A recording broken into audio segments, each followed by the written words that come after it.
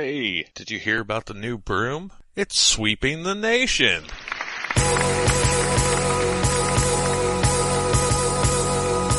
Welcome to Comic Talk Today.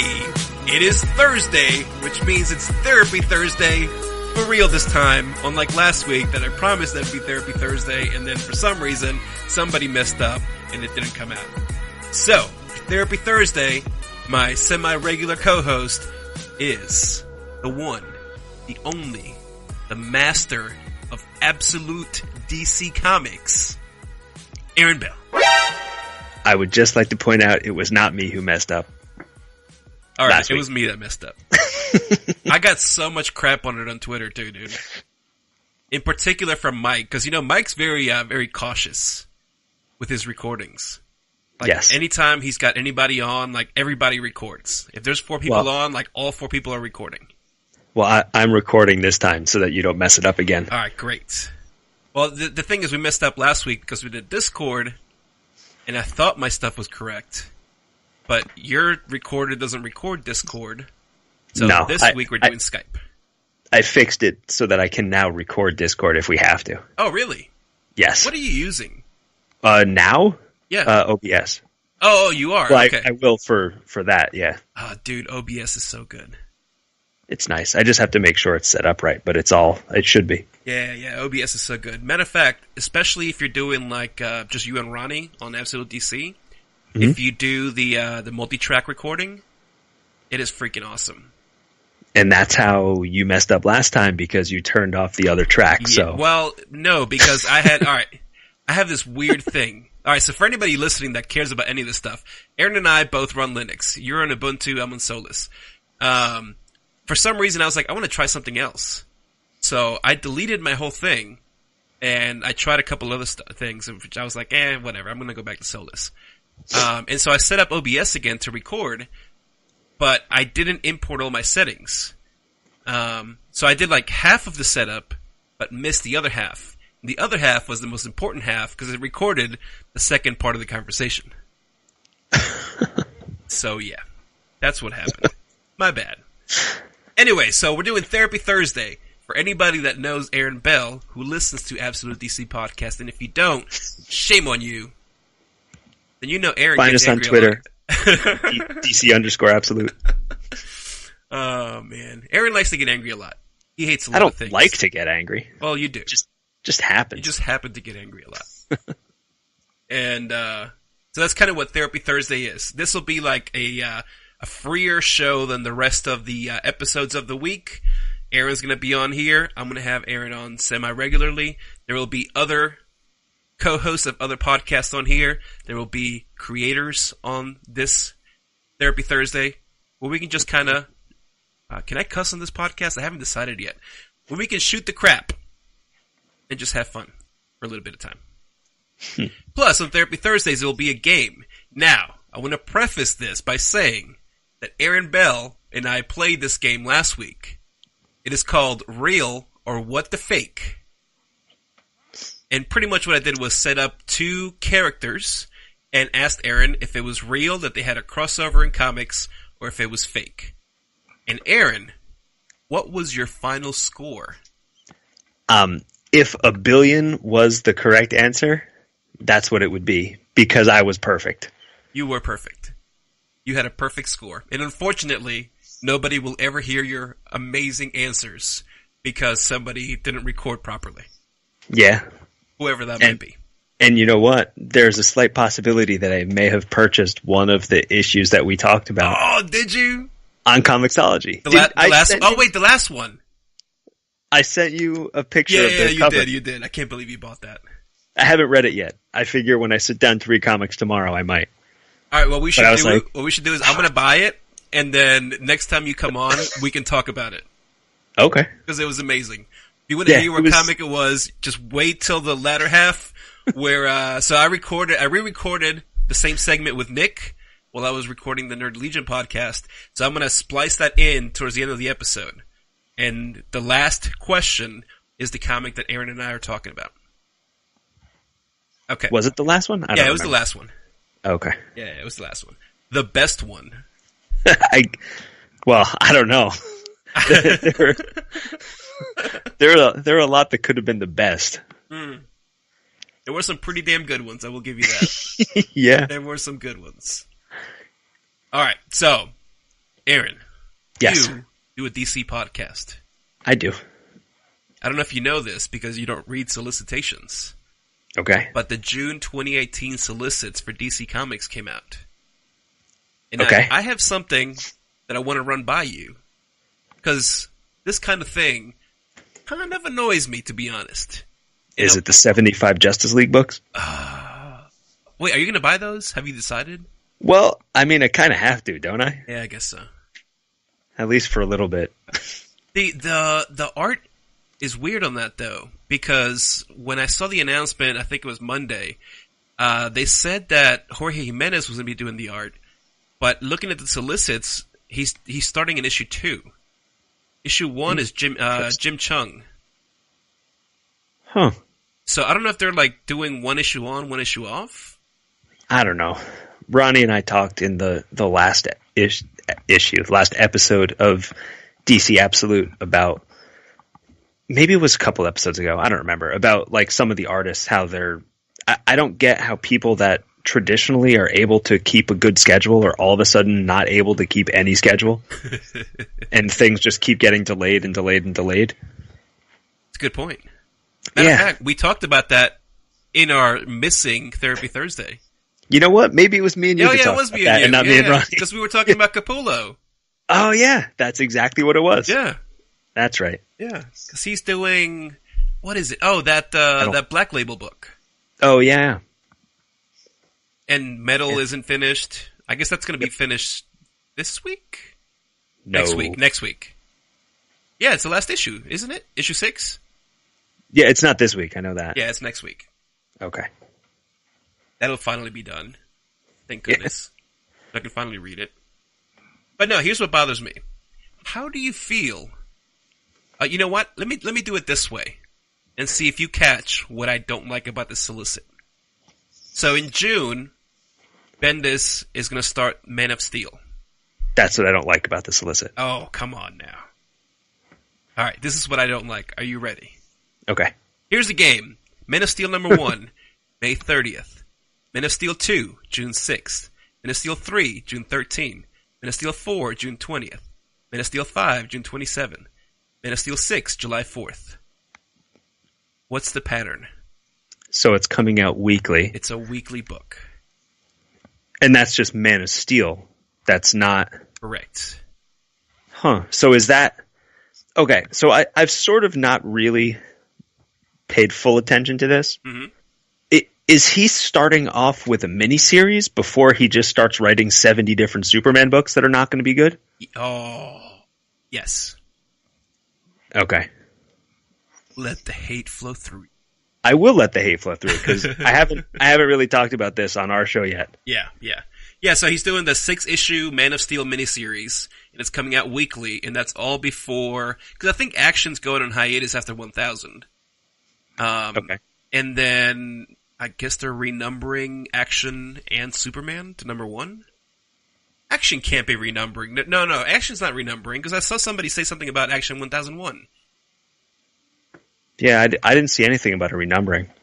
So it's just Superman that's renumbering. And we got like another year or so before Detective hits 1000. Yeah. Is there, 976? I think. So I guess a year and a half? Something like that. I want to talk about Detective 2 in a bit. Okay. Yeah, 982's coming out in June. Okay. So yeah, they've got to be in the 70s. I don't even know. There's so many comics out. You know what I'm saying? Like, it's so hard to keep track. Like, I was looking at the DC solicits. There's like, I don't know, 60 books on here. The Marvel solicits came out today, and there's like 100 books on there. But you know what, though? I kind of like this era of DC better than New 52 for the reason of, like, with New 52 Batman, there was Batman, there was Detective Comics, there was Batman Inc., there was Batman and Robin, there was, then, there were all the, like, Nightwing and, like, all the other stuff, too. And I just remember I would pick up all the Batman stuff, and I'm reading, and I'm like, I don't remember which Batman story is in which book. So I'm like, oh man, I really want to see what happened in, whatever was going on in this. And then I start reading, I'm like, wait, what the hell book am I even reading anymore? Like now there's 2 Batman books and they are so totally different in that one is great and one is terrible. Mm. Well, should we say which is which? No, we're not going to do that. Let's not do that. No, people have to know. They know already. But, it's the same thing with Superman. There's 2 Superman books. One of them has been great, and the other one's like, it comes and goes in greatness, I think. Yeah, Action? Yeah. Yeah. Yeah, I mean, Action's like one arc, fantastic. One arc is okay. Then I'm just like, wow, I'm bored by this one. And then it picks back up again. I'm like, oh, okay, I'm back in. And then it does the same thing. Yeah, but I think overall, even through the ups and downs, I think it's still so much better than New 52. Oh, absolutely. So, I mean, honestly, this is what bothers me about the Bendis thing. Superman, for me personally, this is the first time I've enjoyed Superman as a whole in ever. They're doing awesome stuff with him and Lois and Jonathan. That everything in that book has just been fantastic. Mm-hmm. And you got the Super Sons book has been fantastic, and Action has been consistently, for the most part, really good. And then they're like, you know what? We're going to hire this guy from Marvel and let him do whatever he wants. So we're just going to blow up all of these Superman books and just let him start over. Right. And it's like, well, I don't want that. Like, let him take over one of the books. Maybe 2. Like, keep giving me this Superman that's terrific with like the whole family dynamic and everything else. Don't make Super Sons a book for a 6-year-old, and just let me enjoy something for a change. But nope. Well, but can't do it. So I get what you're saying about Super Sons, but you're still going to have Damian in Justice League. Which one's he in? The Wisdom, right? I don't remember. One of those. There's too much. There's just too many Justice Leagues. And there's like a regular Justice League on top of the 4 other Justice Leagues. Plus there's a miniseries Justice League that's leading into all of these Justice Leagues, which is taking place after the Metal miniseries with all the other tie-ins that I don't care about before everything else goes to crap and Scott Steiner starts writing like Justice League horror. Well, that's kind of what it looks like from the solicit that I saw. Right. Because it's picking up. It's got the Justice League teaming up to fight the Dark Multiverse Batman things. Yeah, that's the miniseries, I think. Right. Yeah. Yeah, no, but the ongoing goes directly from that. Yeah, I don't get it. I've given up. I've just given up on liking Justice League now. I mean, that was kind of part of Rebirth, though, right? Kind of let people do whatever they want. Yeah, but why does it have to be Snyder? Well, who else would you put on there? Oh, come on, Priest is kicking ass right now. All right, so I'm glad you brought that up because I hear so many people poo-pooing Christopher Priest Justice League, and I don't understand it. I'm one behind. Like, I quit Justice League altogether because I was totally bored with that book. Mm-hmm. The one issue where the kids found the iPad that was like controlling whatever and made the monsters or something. Mm-hmm, yep. I don't even remember now. It was so long ago. That issue was amazing. And every other issue I was totally bored. Mm. So I was like, you know what? I can't believe I'm going to do this, but I'm dropping the Justice League as a book I read. Okay. And then they're like, yeah, Christopher Priest is going to be taking over Justice League. And I'm like, well, I'm sold. Mm-hmm. Like, I don't even care. And it's been significantly better. And then they're going to be like, hey, here's Scott Snyder, and now all of the Justice League is going to be robot bunny costumes with police officers inside them. Yeah, I thought that was too bad, man. I don't know if it was like something we brought up in the missing episode or if this happened in another podcast. But, I've kind of been a little concerned about the how DC Metal to me seems like a different direction from Doomsday Clock. And right. I felt like what Christopher Priest was trying to do in Justice League could sort of tie in to the Doomsday Clock stuff. And now they're just like, screw your story. Like, we're just gonna let Snyder continue DC Metal because we sell 100,000 copies of that, and your book sells 30,000. And look, I get it. Snyder's got like big name recognition, but whatever. But what is it? I don't know. I don't get it. What is it? I mean, I feel that way with a lot of books, right? So I look at like the top selling books. And like some I understand, some I'm like, that's kind of weird. So like in February, the only book to make it over 100,000 copies was Dark Knight's Raising the Wild Hunt. Oh, Dark Knight's Rising the Wild Hunt. That's what it is. Yeah, that was a metal tie-in. Yeah, the metal tie-in. Okay, so that's Snyder. What else is on here? I don't know. There's a bunch of Marvel books on here. Ooh-wee. Yikes. Did Snyder write Wild Hunt? Did he? I don't remember. You've got a good point. He might not have. Was this, oh no, this was, wasn't it Morrison that wrote it? Yeah, it was Snyder and Morrison. So I'm pretty sure it was, like treatment by Snyder, and then Morrison's like, here's my script. I'm gonna do my Morrison. Yeah, and that's, oh, come on, man. No, he's so hit or miss for me. He is on fire for me, dude. I love him. When I like Morrison, I mean, it is nothing touches it.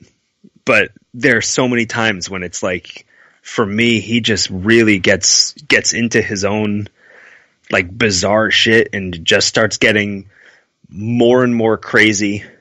You can duck sound out my swearing if you don't want to keep swearing. He just keeps, hey, I'm going to write this multiversity thing and none of it's going to make sense. And every issue, when it starts to make sense, I'm going to just get rid of everything that makes sense and make it make less sense again. And if you don't get it, well, that's your fault. Dude, and are you serious? Here's a giant map, and here's no explanation. All right, so I get what you're saying, but he does play with some interesting concepts. Now, you remember, was it Superman or Action? It had that one arc that dealt with the other multiverse characters, the Justice League. They had like the female Flash, the Black Superman. Remember what you know what I'm talking about? Yeah, I know what. Was that Superman? Honestly, I don't remember. Anyways, that arc was freaking fantastic. And right, but like that's what I said. When he does something that I like, it's amazing. But most of the time for me, it's just meh. Yeah, but see, he didn't write the arc. But what they did directly referenced the stuff, in Multiversity and the stuff in All-Star Superman. Right. Which the All-Star Superman stuff is, to me, incredible. A lot of it doesn't make damn sense. Like the Jimmy Olsen wearing the rainbow suit, and like I don't even know what happened in that book. But I loved it. It was like the craziest shit, like Bizarros everywhere, like Bizarro. What was that show? Remember C-Lab 2020? Yes, I do. Remember that little duck face character? He's always like, Bizarro. That's kind of what that reminded me of. That I don't remember. Oh, all right. I'll find it and I'll see if I can find a clip. Oh my goodness. It had that little guy. They had like some breach into like another universe. And this little dude came out. He was a human, but he had a duck bill on his face, and he had duck feet, and all he said was Bizarro. Because he came from like a Bizarro C-Lab 2020 universe. It was fantastic. All right. I think he was a series regular after that. Oh, I love that show. What happened to that show? So good. You know what? I was talking to friends recently about all of those shows, like Aqua Teen Hunger Force, and the Brack Show, and like all that stuff. And I'm like, man, like that was some ridiculous crap all the time. That was so good, and I need it to come back. I mean, I have a lot of it on DVD, so it's okay. Yeah, but man, I miss the Brack Show. Brack Show was good. Space Ghost was good. Space Ghost was the best. It was hilarious. What was the other? Harvey Birdman? That was real. I love Harvey Birdman. That's so good. Yeah. But they don't like try to do that kind of stuff anymore, dude. And I've tried to watch Adult Swim shows now. Like I don't know what's happening. Yeah, and They've got like Annoying Orange on there and like some other stuff. Like, I don't know. How weird is it that we liked shows like Aqua Teen Hunger Force, and now we're saying we don't understand these shows? Right? You know, it was the same. I was watching. It wasn't Annoying Orange. There was some other show that was on the other night, and I'm sitting watching it, and I'm like, I don't know what's happening, but everybody keeps talking about this being like the most amazing show, and I don't get it. I didn't get it. Maybe we're old, dude. Maybe that's what it is. No, that's impossible, dude. Because like I've tried to watch Rick and Morty, and like it's fine. That was the show. It's fine, but like I don't get it. That was the show. That's the one with the old guy that's like the grandfather or something. Yeah, it's a play on like Back to the Future. Yeah. That was the one. I was watching an episode of that the other night, and I'm like, okay, like I can see why people might enjoy this, but I don't know what's happening, and it's not for me.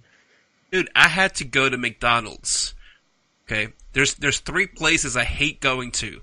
Number 1 is the mall. Number 2 is Walmart, and number 3 is McDonald's. I had to go to McDonald's because my 14-year-old had to get Szechuan sauce. It was the most horrible thing I've ever tasted in my life. Like you couldn't just go to an Asian market, or you don't have those by you? Well, I mean, I've got an Asian market, but McDonald's is like literally down the street. Ah, okay. And she wanted Szechuan sauce because it's a Rick and Morty thing. That's dude, you got to go on YouTube and see like the Szechuan sauce riots of 2018. No, I think I'm okay. It's ridiculous. There's like lines for miles at McDonald's for people to get these freaking Szechuan sauces. I honestly, I didn't even realize McDonald's had things that were not Shamrock Shakes. Because that's the only time I ever go to McDonald's. Well, so here's the backstory. So whenever Mulan came out, what year was that? Like 2006. We'll just say that. Okay. When Mulan came out, they had like Mulan toys in the Happy Meal boxes, and they had a limited edition Szechuan sauce because Mulan is Chinese and so is Szechuan sauce apparently. And they discontinued it after the movie, but there was a skit in Rick and Morty where they traveled back in time to get Szechuan sauce because somehow it was going to help them save the world in the future. And so this became a thing with people that watch Rick and Morty where like they had to go get Szechuan sauce. And there was like, Ronnie's favorite thing. They set up a petition for McDonald's to bring back the Szechuan sauce. And they did. They brought back Szechuan sauce for a limited time. And there were like riots. This is like a year or two ago. Like literal riots because they didn't make enough Szechuan sauce. And people were like all over social, just like flipping their crap about Szechuan sauce. And now they ended up bringing it back again. And I guess they made plenty because there's only been like a few riots for Szechuan sauce. But, yeah. It's crazy that a show can do that. You know what I'm saying? Like, what comic do you know that does that?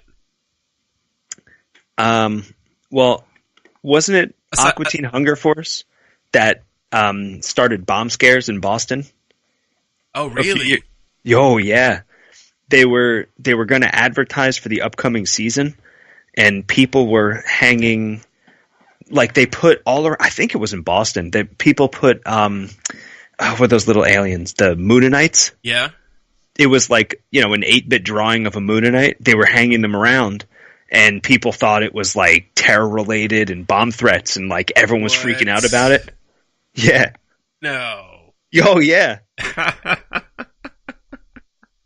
Yeah, and I don't know if anyone ever got in trouble for it or they found exactly who did it, but like people were freaked out. That is hilarious. Yeah. That is hilarious. And see, there's not been... Alright, this is where comics are failing us. Because there hasn't been a comic book riot since like 92 when Image launched. No.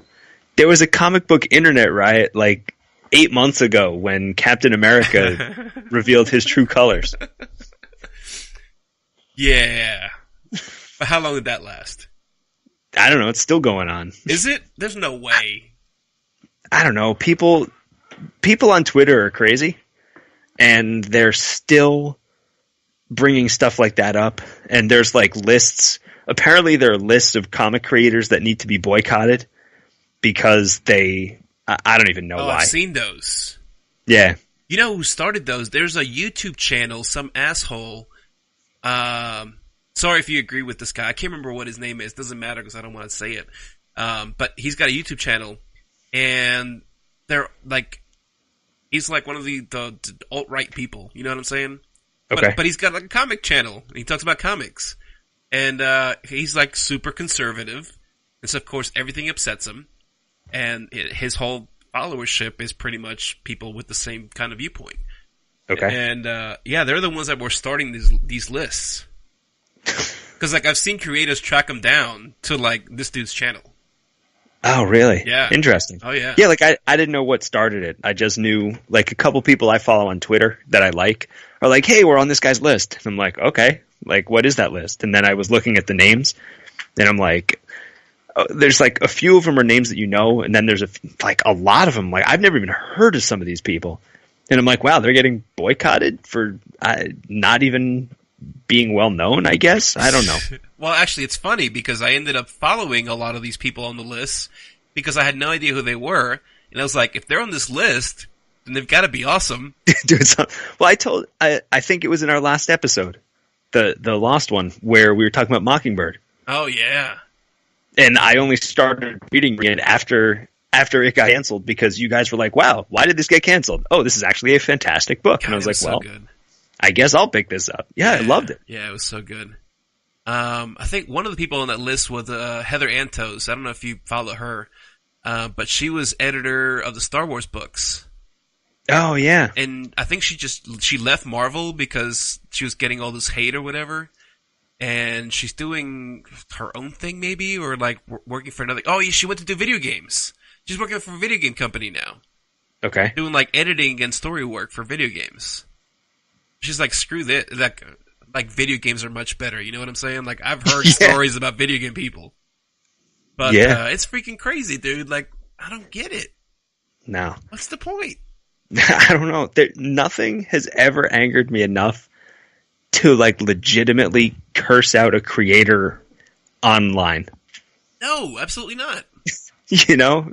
Like things have upset me to the point where I'm like, you know what? I don't feel like reading this anymore. But at no point was I like, not only am I not reading this, I'm going to tweet at this creator, and then I'm going to find where they live, and I'm going to go sit outside their house and yell at them when they go and get their newspaper in the morning. Like, how sad does your life have to be? You know what I'm saying? Like, that's your main priority in life. Yeah. Is to go on social media of some sort and, like, battle with people you don't know. Yeah. It's crazy. Yep. You don't see me, like, talking crap to Tom King. You know what I'm saying? No. Matter of fact, part of the problem I think Tom's an awesome dude. Yeah, I was just going to say, part of the problem is I don't like Batman, but Tom has, like, been really nice every time I've met him at conventions, and I've talked to him. I mean, I talked to him a couple years back about, like, Omega Men for, like, 45 minutes. Back when he was able to just sit in Artist Alley at a table. Yeah. Those were the days. Yeah. But it's like super, super nice. I just don't like that story, but whatever. I'm not going to be like, you are the worst person in the history of the universe. Like, I'll get over it. Oh, man. I tell you, people just have too much time. That's what it is. Everybody's got too much time, except for me. I can't find time to do anything. Yeah, I was going to say, just come work with me, dude. Then you won't have time for anything. Yeah. Like, your free time, you podcast with your friends, because that's your release time. You know what I'm saying? Like, other than that, I don't have time for anything. I barely have time to read comics nowadays. It's so bad. I know. Ronnie and I were talking about that. He wanted to talk about a couple books on our show. And I'm like, oh yeah, I'm like 11 behind on that one. I'm like, oh, why don't we talk about this? He's like, yeah, I'm about 8 behind on that one. I was like, God damn it. Christ. He's like, all right, we'll come up with something. Mm-hmm. Well, see, it doesn't help when you try to cut books either. Because then you end up finding other stuff you want to read. Oh my God, that's the worst. Like, I was dropping books, and then, like, the New Age of Heroes stuff came out, and I just replaced everything that I was dropping. All right, I gotta ask you, what's your favorite New Age of Heroes right now? Well, it's only been one issue so far, but I think Terrifics is my favorite. Okay, I agree with you. However, let me say this. I really like the Silencer. Okay.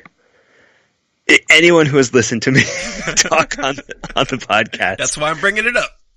or has been ever in a private chat with me where a certain artist is brought up. I do not like the artist on that book. There is nothing that, like, no images that I have ever been shown by this person have ever done anything other than make me want to claw out my eyes. Mm-hmm. I agree. So I have not even read that book. Oh, shame on you. All right, so let me tell you this. So there is something different about the art in the book. And I want to say a lot of it has to do with the coloring, but there's got to be somebody inking him, because it's still got that Romita Jr. feel, but of garbage. Yes, but it feels a lot more livelier. You know, and I think that's what a lot of the problem that I have with his stuff is that in a lot of his books, Superman has no neck. Well, no, everybody just looks static. Oh, it's terrible. Right? It's like he took a picture and then he's drawing the picture of these things happening. But in Silencer, it's almost like he's actually drawing action. Huh. And I don't know, like I said, I don't know if it's maybe they've got an inker on him, and the colors definitely help a lot. It feels different. I really like it. Yeah, I know a lot of people have been saying that it's one of their favorites. Yeah. So I said to Ronnie, maybe when like a trade comes out, if there's a sale, I might grab it just to check the book out. But I'm not. I'm not getting that book now. That's fine. Man, I don't expect you to, but I've been very surprised. And like I say, like I'm with you on the Romita Jr. thing, but I really dig it, dude. And it's funny. Apparently, years past, I have purchased books of his. And didn't that like I didn't even. Well, I mean, I'm talking like 25, 30 years ago. That I was looking. I forget what it was. Ronnie wanted copies of Executioner Song, the crossover, because he lost his copies, and that they came out especially because those came polybagged with the trading cards. Mm-hmm. That was back when I would buy like ridiculous amounts of copies of each comic that was polybagged and came with something. You know, one so I could open, then a couple so I can keep to put my kids through school. Like your 300th Death of Superman. Oh my god! I only have 7 of those. Oh, I found one. I've still got one. I don't know where the rest of them are. Probably at my dad's house, but I've still got a copy here. I have a few, but yeah. But I'm like, Ronnie, I'm pretty sure I have at least 3 bagged copies of each issue of Executioner Song. So I sent them to him, and when I was looking through some of my long boxes, I found. What was the Punisher? Warzone? Yeah. I bought a bunch of copies of the first one because it had like the die cut cover with the slash marks or whatever in it. And like I said, that was back when I was like, oh my god, there's something weird on the cover. I have to own multiple copies of this. So yeah, I spent money on JR stuff. And man, I was looking through that. Oh god, it's terrible. Like, how are you going to have Louis LaRosa draw Punisher and like have JR draw Punisher? Come on, dude. He was posting on Twitter a Punisher commission he's doing. Oh, is that the one where he's standing with the big rifle? Uh-huh. Oh yeah, that's good. Dude, he is so awesome. He needs to be working for like. Here's the thing, dude. Like, I think Louis loves Warren Simon so much that as long as Warren's at Valiant, Louis will just stay there. Yeah, I could see that. But, dude, think about, like, Louis... and Miko's the same way, Miko Suyon. Yeah. But, like, if somebody at Marvel was like, here's, like, a boatload of money, just, like, do whatever you want, like, I don't even know if he would take it. Have you met Louis, haven't you? Has he been up there? Yeah, he was at New York, not this past year, but the year before. Right. Yeah. Because usually he was doing only local stuff, like in Atlanta, or he'd come here for SC Comic Con. Yeah, I was super psyched he was coming up here. And the crappy thing is, I blew my convention like sketch cover budget before he announced he was coming up. And I was like, oh, you've got to be kidding me. But like, I'm still happy. I got a Miko and I got a Carrie Nord cover. Nice. So I'm good. But I really wanted to get something from him. And I was just like, you know what? I can't spend any more money than I am because I budgeted for X amount of dollars and I'm hovering really close to that as it is. So. Well, you know, Carrie Nord is going to be doing a DC book. Yeah, he's doing, The Unexpected. Right. Yeah. Which, yeah, I just saw, I don't know if it's a cover or, no, it's going to be connecting covers, I think they said. Right? Because they released an image that looked way too big and too involved to be just a single issue. Yeah. Yeah, I think that's the B cover. Okay. The A cover is Ryan Sook, which I really like his stuff as well. Carrie Nord is awesome. Yeah. And he's also super nice. He, I never got anything from him because he's got that, like, agent. There's like a few of those guys. Who's he in with? I don't remember. I know Miko is in with, I want to say Diego Bernard and a couple other people because they were all like tabled together. Yeah. The same guy. Yeah, because Carrie Nord is in with somebody. They always have like the purple banners behind them. God, I can't remember because I think they were at C2E2 last year, and I was like, oh yeah, like it's those guys. But like you can't get anything from them at the convention. Like you have to pre-order everything through their agent like weeks in advance. See, the thing with Carrie Nord, when I got my cover from him, I don't know if I spoke to an agent because I think I was just talking to him through DMs. And I was like, I want to set up something. How do I go about doing that? He's like, oh, you can just tell me what you want. I got slots open. Interesting. I'm like, okay. But when I got there was some woman that was like, oh, what was your name? I got to make sure that you're on the list, and I got to take this and do it. I'm like, okay, that's fine. Yep. I'm like, whatever. Yep. Yeah, that's cool. I'm glad to see Carrie's doing something. He's been with Valiant for a long time. Long time. He did didn't he do something else in the meantime? I don't remember. I want to say he was doing like covers somewhere, but I don't think he did interior work. Honestly, I don't remember. Yeah, I don't know. This book looks good though. This is actually the Unexpected is the one I'm most excited about. Okay. Is that in the Black Label stuff, or is that no? It's just a regular DC. It's New Age of Heroes. Oh right, okay. Yeah, it's Steve Orlando, and then the art is Ryan Sook and Carrie Nord. Yeah. Which I don't think they're doing the one arc on and off on these. I think this might be like one issue on and off. Okay. Unless it's like Savage, where there's two different locations and different persons doing each one. Oh, could be. Yeah, I don't know. But it looks super weird. It's Firebrand is the main character, which that's cool. Because you don't see that very often. Now, I'm not sure who the rest of these people are. Neon the Unknown and Bad Samaritan. Bad Samaritan sounds familiar from somewhere. Yeah, I was thinking the same thing. Like, I didn't actually take the time to look it up. Yeah. But I was like, that sounds like something. Yeah. And there must be some kind of, like, a lot of Hawkman tie-ins, because I think the book starts in Thanagar, and they just, like, travel around the Dark Multiverse. Yeah. Maybe that's what it is. Maybe one of them is doing location stuff then. Yeah, that's possible. Yeah, I'm totally in on these New Age of Heroes books. Yeah, I was trying to say, I thought there were some more coming, but I don't know. There's 4 more. There are, right? Yeah, I don't remember off the top of my head, but when we were talking with Daryl last week, before, they're like, yeah, no, that's it. I'm like, no, I'm telling you, and I looked it up, and there's 8 total that were announced so far. No, you're right. I thought there were some more on this solicit. God, Bane Conquest is still going on. I have not read a single issue of that. Yeah, it's going to be 12 issues. I don't know what they're up to now. Oh, Curse of Brimstone. That's the other one. Is that the Justin Jordan one? Yeah, that's Justin Jordan. Yeah. Curse of Brimstone, Damage. And I thought I saw another one on here. That must be starting up. Oh, Immortal Men. That's the one. Yeah, there's one. That's the Jim Lee.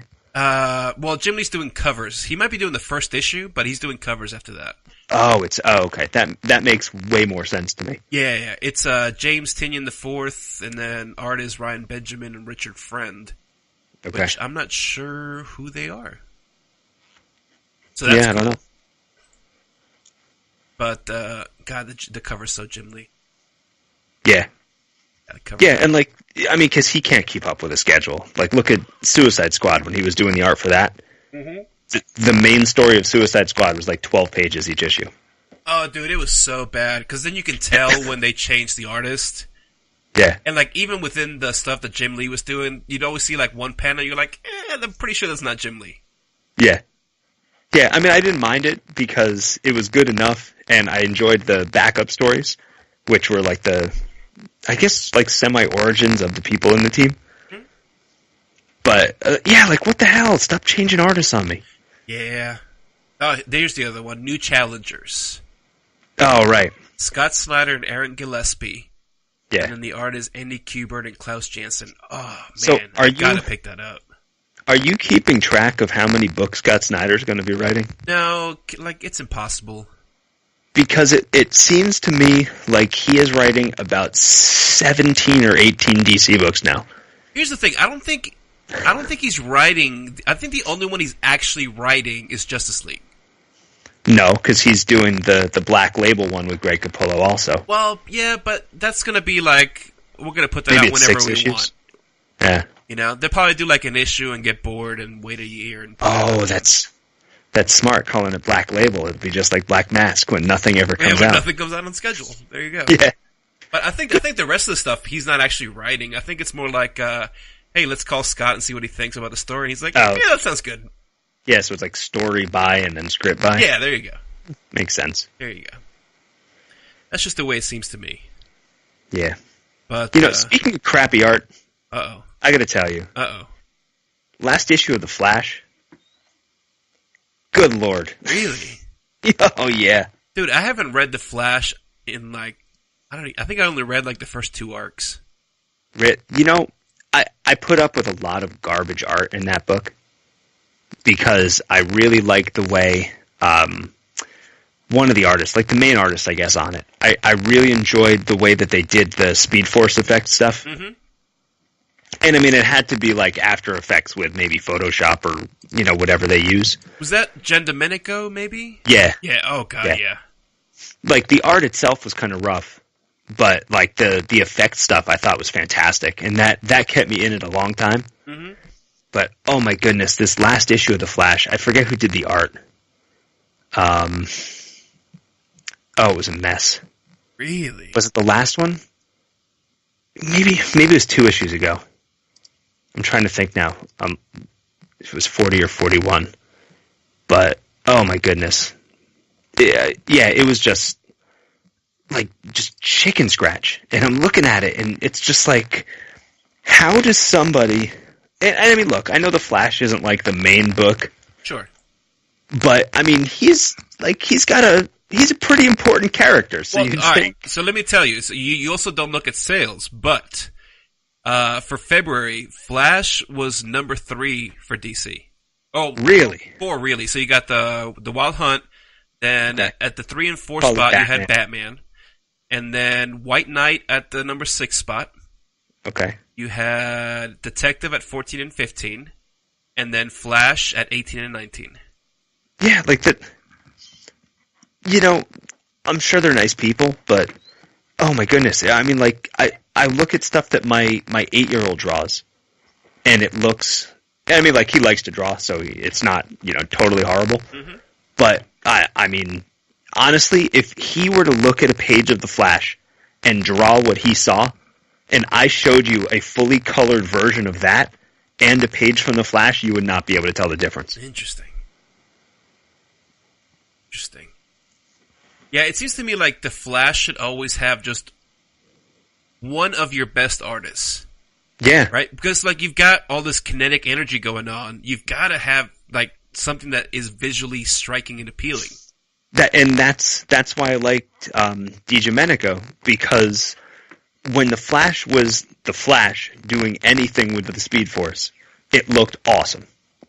I mean, the art itself was still kind of meh, but like everything around it was fantastic. And you're like, wow, it looks like he's throwing a punch at, you know, the speed of light. Right. It looks like he's doing whatever at these super speeds. But man, oh man, they did a whole thing with Grodd, or like in the gorillas and stuff, and it's oof. I mean, it's to the point where I'm like, man, I don't even know if I can read this anymore. Yeah, I'm looking at is the cover artist the same as the interior artist? On which issue? On 41. 41? Let's see. Who is the cover artist? I don't know. But I see it says Williamson and Deanda, so I'm assuming Deanda is the artist. Maybe. Yeah. Yeah, that name doesn't say. Carlos Deanda. I'm not quite sure who that is. I mean, the style is cool. Oh, you know what? Maybe it wasn't... No, I can't... I didn't read 41 yet, so maybe it was 40. Maybe 40, okay. I'm trying to see the artist. Looks like he's done stuff. He did stuff for Cyborg, Star Wars. He did Death Blow. Okay. And apparently there was a Bionicle comic. Yeah, you know what? It's in 40, and it is DiGiomenico, where like a couple pages are good, and there's just like a couple pages where you're just like, what am I even looking at? Like, you cannot even figure out what is supposed to be happening. Interesting. Yeah, it's oof.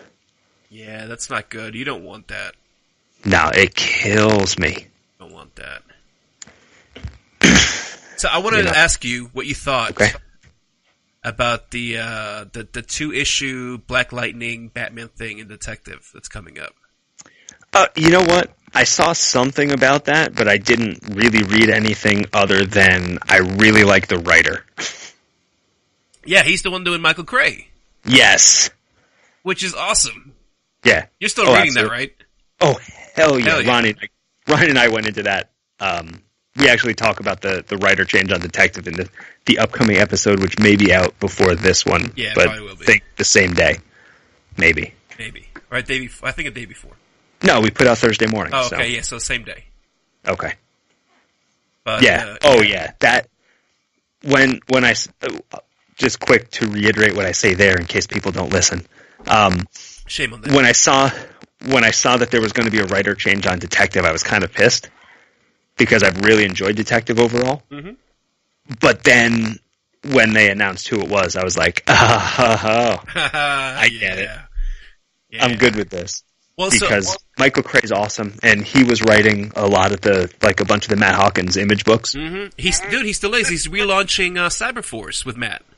Oh, heck yes. That's coming out, like, soon. Like, next month, I think. Yeah, I thought it was summertime, but it might be earlier. You might be right. I don't know. Dude, I can't keep track. It's too many comics. Yeah. And there's too many comics by people I really like that I feel like I have to read. Mm-hmm. And that's what kills me. I want to say that that Daryl interviewed Bryan in that Sunday Comics podcast he was doing. Oh, yeah? I could be... Yeah, I'm pretty sure Bryan Hill on there. I think he and Daryl know each other somehow. Because he was doing Postal for a while, too. Yeah, he wrote it for a long while. Yeah. And he wrote the big crossover, Eden's Fall. Yeah, Eden's Fall, right. Yeah, he's freaking awesome, dude. Oh, yeah. He is awesome. That's the thing, because like at first we're like, yeah, here's our new writer, and I'm like, I have no idea who that is. Then I'm like, oh wait, that's the guy that's doing Michael Cray. I'm like, okay, I like that. Yeah. But then I'm like, wait a minute, I know his name from like 90 other books that I've read. Mm-hmm. And I'm like, oh, it's all stuff I really like. And I told Ron, he also writes for Ash vs. the Evil Dead. I saw that. I couldn't believe that. Yeah, it's awesome. That is awesome. Yeah. Yeah, so that's exciting. But so what I like, all right, let me tell you how my whole mentality went. So I saw the announcement. I think it came out like Sunday night or Monday morning because I put it out on Monday's episode, and I was like, it said something about Black Lightning is going to be in Batman or in Detective Comics from whatever, and I was like, ugh, here we go. Like they're doing the CW show, so now they're going to put Black Lightning in everything, right? Because he's got that miniseries going on. They're going to put him in Detective. But then I was like, wait, that's kind of cool for Black Lightning to be on there because he was in The Outsiders. Yep. And with all the stuff that's been going on in the Detective lately, where we can spoil that, right? Yeah. Okay. Where Batman pretty much put this team together so that they wouldn't join these other teams. We'll just leave it at that. Yeah. Right. It makes total sense that that's where the arc is going. Because for me, Batman and the Outsiders was my total jam back in the day. Yeah. Yep. Right? Because all these characters, I didn't know any of them when I first read Batman and the Outsiders, aside from Batman. Because that came out, Batman and the Outsiders first appeared super early when I was a fetus. But that book, that had to be mid to late 90s, right? Or was that later? You know what? I don't remember. It might have even been early 2000s. You might be right. But I remember reading that, and I was just blown away, dude, because you got all these super weird characters that shouldn't make sense together. Yeah. With Batman, which makes it even make less sense, but it totally worked. And we haven't seen any of that stuff for a very long time. And to see Black Lightning and Batman get back together, a lot of stuff started tying in for me. Because, they canceled Teen Titans. Titans 2, right? Is Titans going away? No, one of them is getting a new creative team, and I think sticking around. Okay, so that's probably Titans, because I think Teen Titans is going to the Kid imprint. I don't even know. Yeah, no, the Kid one is Ink. Ink. Okay, so no. Teen Titans is going to Ink, right? Because aren't they doing something not quite Teen Titans Go, but more like that? I don't even know. I'm pretty sure that's what they're doing. I know that it looks like I'll be able to give my kids a bunch of comic books to read. Hell yeah. Which is good. Hell yeah. But I don't remember. None of it really excites me, but I guess, some of it I will read because of my children. Yeah, that's true. But if you remember, in The Outsiders, when they canceled Teen Titans, they brought some of those characters over into The Outsiders. And that's when Nightwing took over the book. Arsenal was in there. Oh yeah. And I was thinking to myself, all right, maybe they're just setting up a new Outsiders book. And I would love the living crap out of that.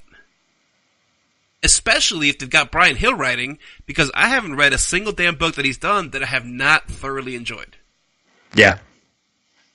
Yeah, and you know what? I didn't even think of it like that maybe he's continuing the story of, what's going on with Detective, with the Black Lightning thing. Mm-hmm. But it kind of makes sense.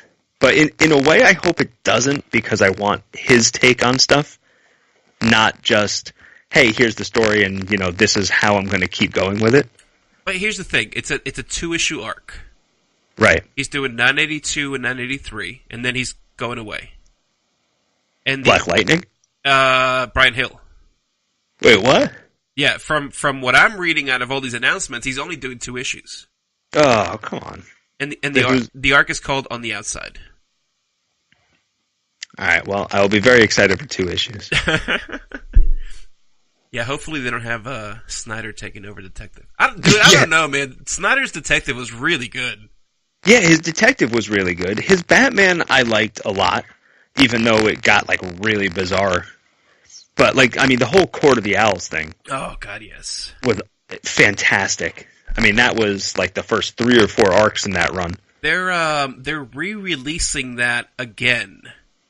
Are they? Yeah, because they're doing an essential line of hardcovers. Okay. For $30, and I think there's a Batman essential Batman something or other, and it's got that Court of Owls thing. I was looking at a couple of the hardcovers that I saw. I think maybe someone gave me a Barnes & Noble gift card or something. What? And I was like, what? I was like, what am I going to get at Barnes & Noble? And I was like, oh, they sell graphic novels. Uh-huh. So I was like, okay, let's see what they have. And there were a couple Snyder Batman hardcovers, but it didn't have the full Court of Owls thing in it. Oh, that's weird. So I was, like the whole story, that it was kind of split, and I'm like, you know what? I'm not buying 2 books because then I'm going to have to use my own money here. Mm-hmm. So I just said, forget it. Mm. I forget what I got instead, but I was like, well, that's kind of a letdown. So maybe if it's got the whole story, maybe I'll pick that up. Yeah, I'm pretty sure. I'm really pretty sure they said it was the whole Court of Owls thing. I was trying to find where I saw it, and I can't find it. So I'm probably just making this up. Maybe I dreamt about it. But I'm pretty sure I saw that they're doing an Essential line. It's like 4 different things. There's a Flash one, a Superman one, a Batman one, and a Wonder Woman one. I want to say. So is it all going to be New 52 era, or is it just going to be random? I'm pretty sure they're all New 52. Oh, okay. But they were like $30 hardcovers. That's not bad. Yeah, I thought it was cool. In stock trades will make it like 22. Oh yeah, or just wait on half price. What is it? Halfpricebooks.com. Is that what it is? Yeah, that was something like that. Yeah, Half Price Books is good. Yeah, what I actually do sometimes now is Barnes & Noble, like randomly, will be like, if you buy 2 hardcovers, you get 1 for free. Hell yeah. And you get free shipping if you do it online. Yeah. Yeah. I think like over $25 or $30 you get free shipping. Something like that. Yeah. I'm surprised they're still in business. I don't know. Who knows? People like bookstores. Yeah. Yuppies. I like bookstores. Hipsters. Yeah. I am not a yuppie or a hipster, and I enjoy bookstores.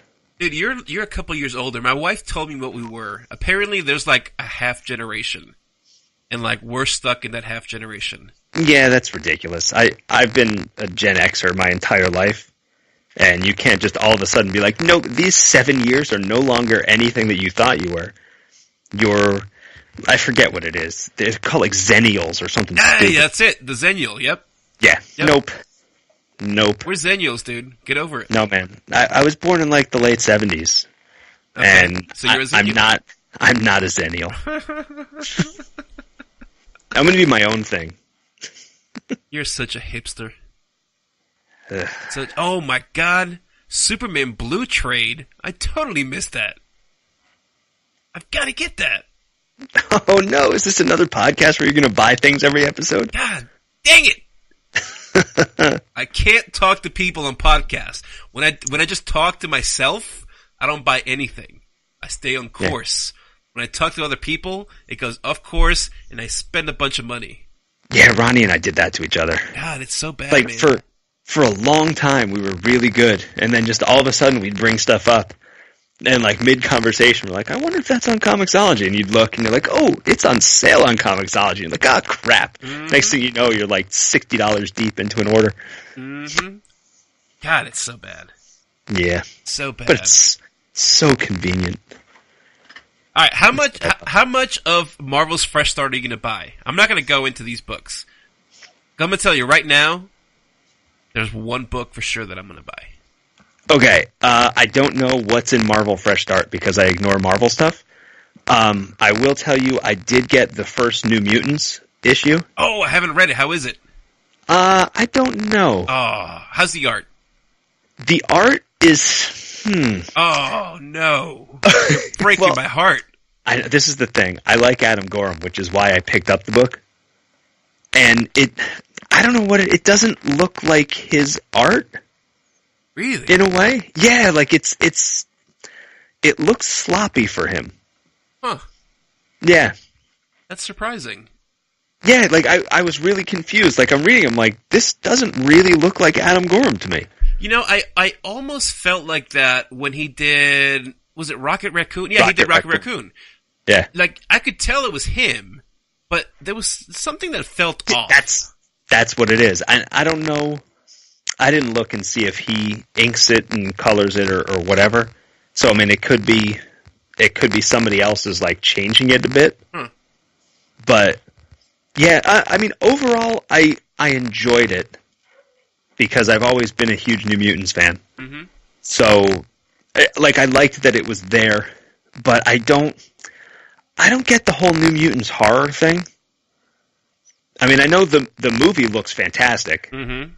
So, I mean, I'll see that, but, like, I don't get why it's like a zombie book with New Mutants. All right, well, let me say, we'll see if that actually happens, because they pushed the movie back a year, and apparently they're reshooting a lot of stuff. Oh, come on. How are you going to release a trailer and then be like, this movie's coming out here? And yeah, never mind. I'm just saying. What is this, Valiant? Well, it's Disney, bro. Yeah, but Disney, they have so much money. Why even bother reshooting it? Just be like, you know what, this one sucked, here's a new one. Yeah, well, That's all I'm going to say on that. But, damn, that's too bad, man. I was excited for that. I mean, I'm still going to read it. Oh, yeah. No, I was talking to Ronnie about it. I'm like, I will keep with this at least for a full arc. For sure. Mm-hmm. And the other Marvel book that I'm going to be getting is the Domino book. Hell yeah. Is that the one you were talking about? That's not the one I'm talking about. That's Gail Simone, though, right? Yes, sir. That's automatic pickup. Yeah, I don't even know who the artist is. Yeah, I don't really, as long as it did not say JRJR on there, I'm good. Oh man. No, there's a couple books that I'm looking forward to. So the one that's coming up first, is Cable. Because, it's, Zach Thompson and, what's his name? Lonnie Nadler. Okay. They always work together. They did, the Dregs for Black Mask. I know you don't read Black Mask because their books never come out. No, I read some Black Mask stuff. But they did the Dregs together. They did, Come Into Me, which just came out, I think, last week. Did you read that? No. I was reading the description of the issue before I clicked purchase. Uh-huh. And I was like, I don't think so. All right. Hopefully Zach and Lonnie are listening. If they are, whatever. I'll send you a copy so you can read it. Because I really, really dug it. I love, everything that they do. They've got a new Aftershock book coming out, Her Infernal Descent.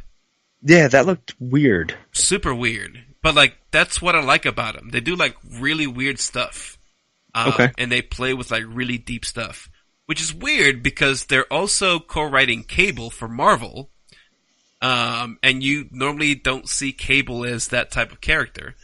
But they're doing old school Cable. And I think yesterday or today they were talking about, issue 158, which comes out soon. I'm not sure when. Wait, so the fresh start of Marvel is starting with issue 158? Well, no. They took over Cable okay. They 2 already months took ago, over. I want to say. Oh, okay. But I have to pick this up and read it because they're going to have, are you ready? Shatterstar, Boom Boom, Warpath, Cannonball, God, Domino, X-Force. and Feral. Hell yeah! Oh, that's amazing. Dude, fucking old school X-Force. Oh, shit. All right, what issue is that? Is that out this week? 158. Cable 158? Cable 158. I gotta get an X-Force book. I gotta pick it up. It's gonna be great. Yeah. But out of the new stuff that's coming out, there's two that I'm curious about. Well, one that I'm curious about, one I'm definitely picking up. So the one I'm curious about is The Sentry by Jeff Lemire. Wait, huh? So I guess he didn't sign exclusive with DC? Dude, I'm pretty sure, he's got exclusives with both of them. And they're just do whatever you want. We don't care. I'm pretty sure that's how it's going. Yeah, because when he left DC to go to Marvel and left Green Arrow to start writing Hawkeye, mm-hmm. he signed an exclusive with Marvel. Yes. And then all of a sudden, Teen Titans Earth 1 came out. I was like, okay. Well, and the funny thing is, the books that he does at Marvel are DC books with Marvel characters. And the books he does at DC are Marvel books with DC characters, right? So he's doing Sentry, which is just Superman for Marvel. Right. And then at DC, he's doing Terrifics, which is the FF for DC. Four. Yeah. So I'm like, dude, just give him FF and give him Superman and just leave it alone. You know what I'm saying? Yeah, but I like that it's not because he doesn't have to be those books. Right. You know, he doesn't have to be Superman always being good and, he could just be weird. Mm-hmm. And then, Superman will be all depressed, talking with his family about the brother that died and mm-hmm. listening to him on a radio talk to them from beyond. Yep. Well, so my hope is he doesn't do the Moon Knight thing with the Sentry, because the Sentry's also got like mental issues, Okay. and I don't want him to do like I've got multiple personalities and I'm in an insane asylum thing with the Sentry, because he already did that with Moon Knight. Yeah, I liked his Moon Knight. I sort of fell off partway through. I always read Moon Knight. Whoever's doing it, I don't care. I just read it. The new one's good. The new one's good. Is it another new one? Well, I mean, or is it still the one, like, continuation of the one he started? No, they renumbered it. Oh, okay, yeah, that's my problem. What was the last renumbering thing that they called? What do they call it? The all new, all different? No, the one after that. How sad is that? Anyways, doesn't matter. It looks like even with the fresh start, Moon Knight is. I mean, looking at the solicits at least, Moon Knight is still going with the numbering. It's Max Bemis is doing it. Oh, interesting. Yeah, he's doing cool stuff with it. It's not as like deep as previous stuff, right? But it's really fun. Yeah, I mean, see, this is my problem with Marvel. I've been out of Marvel as a whole for a long time. And when I try getting back in, I was like, oh, here's a new, Jeff Lemire's going to start writing the X-Men. It's a new number one. I'll start reading this. And I'm reading it, and it's like, even though it's a new number one, it still seems like I needed to have read, like, 12 years of story before what I'm reading. And I'm like, all right, well, let's see if I can figure this out. And by the time I was starting to get into it, it was just like, here's a crazy crossover with these two books you're not reading. And I was like, no. Yeah, no, I see what you mean. Especially with the fresh start. Like, when they announced fresh start, everyone's like, oh my god, another freaking renumbering. But I saw a lot of people that are writing for Marvel say like, yeah, there's going to be renumbering, but it's not changing anything. But that's the thing. Like, why do that? That if you're going to renumber a book and not change anything, like if hey, here's a new number one of Moon Knight, and I start reading it, and it's literally the same creative team that has written 20 issues before, and it's almost a continuation of that story. Like, why would you renumber it? Oh, dude, that's what I hated about Lemire's Hawkeye. Because who was writing Hawkeye before? The guy that was that Paul Fraction? Likes, Fraction. When Fraction ended his run, they launched the Jeff Lemire Hawkeye, and then like 2 issues came out, and then Fraction released like the last issue of his Hawkeye at the same time. And then like they did like 6 issues, I think, with Lemire, and then they renumbered it. But it was a continuation of the previous arc. And then like 3 issues in, they like renumbered it again because they brought in like the girl Hawkeye. Oh yeah. And then Lemire's like, I'm done with this crap. I'm out. I'm gonna go do freaking Black Hammer because it's awesome. Oof. Yeah. Like, I mean, the way I look at it now, at first, I want to say maybe it was Valiant when they started renumbering stuff. Oh, the Bloodshot stuff? I hate that. Yeah, and I was like, you know what? This bugs me. Like, why do you have to keep renumbering stuff? And then the more I think about it, who cares? Like, I don't care about what the number is on the cover. Yeah, but see, like as long as they have it so that you can figure out what order to read stuff in, then I'm okay with it. All right, but the problem becomes there's 2 problems there. I'm okay with the renumbering. Like, if you want to follow the story from a previous whatever, that's fine if you want to renumber. But some of these books just get renumbered for the sales bump, right? And that I don't like.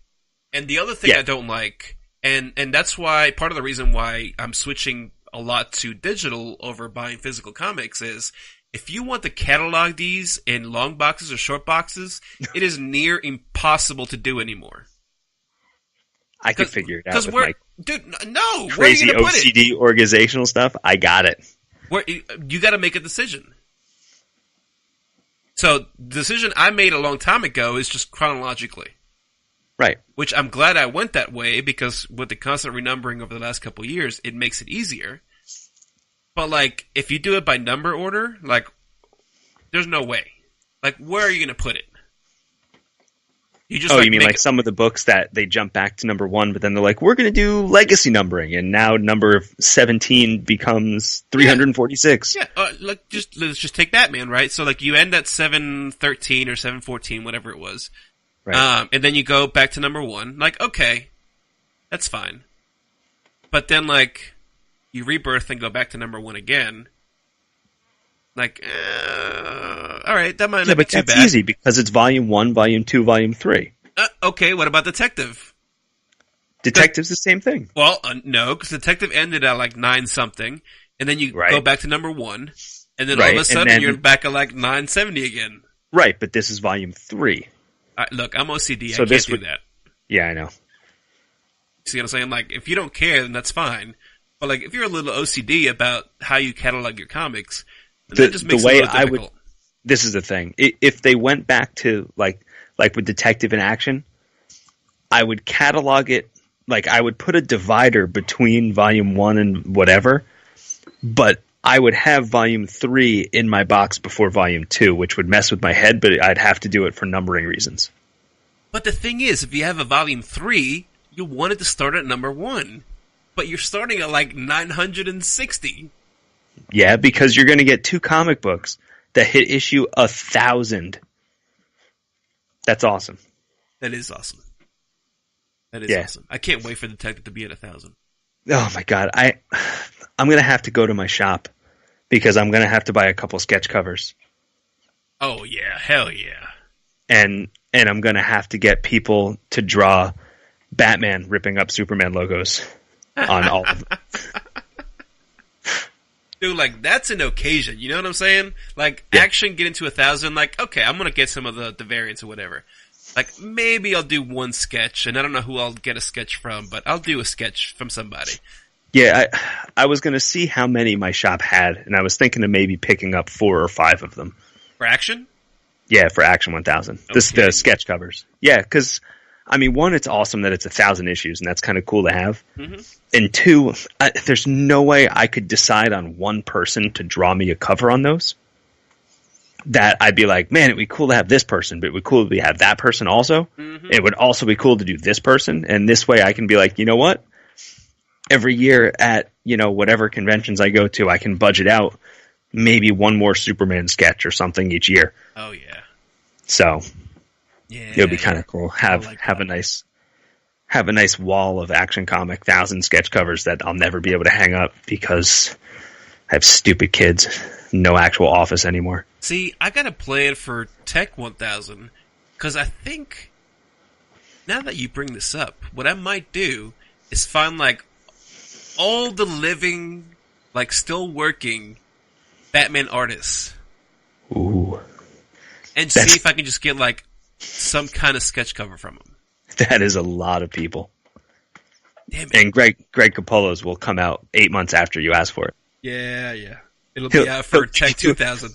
He'll give you the first half of it now, but if you want the rest of it, it's going to come out like the next year Dude, after you've already gotten 2 other covers. we make fun of Greg Capullo, but he's a super nice dude. I met him at SC Comic Con like 2 years ago, I think.